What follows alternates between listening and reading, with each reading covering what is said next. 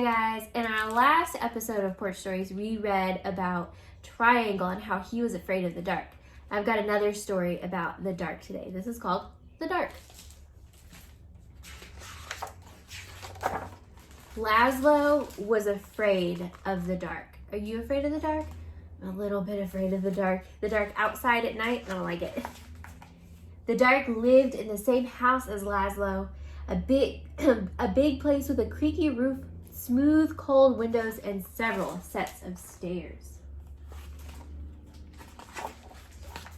Sometimes the dark hid in his closet. Sometimes it sat behind the shower curtain. But mostly it spent its time in the basement. All day long, the dark would wait in a distant corner, far from the squeaks and rattles of the washing machine, pressed up against some old damp boxes and a chest of drawers nobody ever opened. At night, of course, the dark went out and spread itself against the windows and doors of Laszlo's house. But in the morning, the dark would be back in the basement where it belonged. Laszlo would peek at the dark every morning.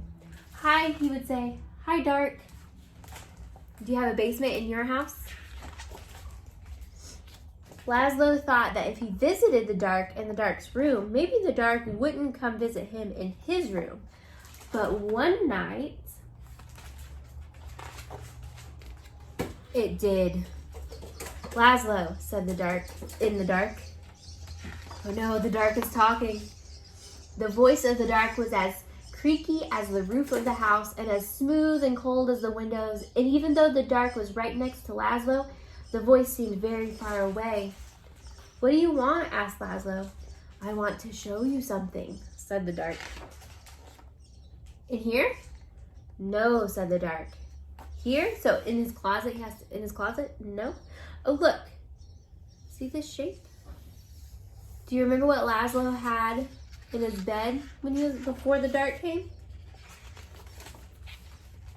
He had a flashlight. So he's shining his flashlight and this is what he can see.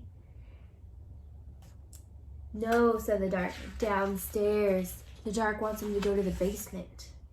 "Downstairs?" "Yes," said the dark. In Laszlo's living room was the biggest window in the house. Laszlo looked out at all the dark outside. Above him, the roof creaked, and he closed his eyes. Now the dark was all Laszlo could see. "No, no," said the dark again. "Not there. Down here." Oh no, would you be scared to go down there? I might be scared to go down in the basement, especially if something was asking me to come in the basement. I don't think so. "In the basement?" asked Laszlo. "Yes," said the dark. Laszlo had never dared come to the dark's room at night. "Come closer," said the dark. Laszlo came closer. "Even closer," said the dark.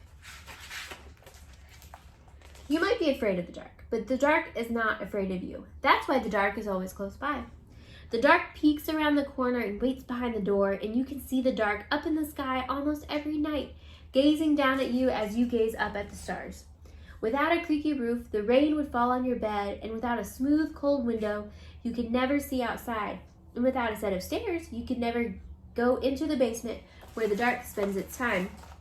Without a closet, you would have nowhere to put your shoes, and without a shower curtain, you would splash water all over the bathroom. And without the dark, everything would be light, and you would never know if you needed a light bulb. "Bottom drawer," said the dark. Oh, I wonder what's in there. "What?" "Bottom drawer," said the dark. "Open the bottom drawer." What was in the drawer? "Thank you," said Laszlo. "You're welcome," said the dark. There were light bulbs in the drawer. By the time Laszlo got back into bed, the dark was no longer in his room, except when he closed his eyes to go to sleep. The next morning, Laszlo visited the dark in the basement. "Hi," he said. "Hi, dark." The dark didn't answer, but the bottom drawer was still open, so it looked like something in the corner was smiling. The dark kept on living with Laszlo, but it never bothered him again.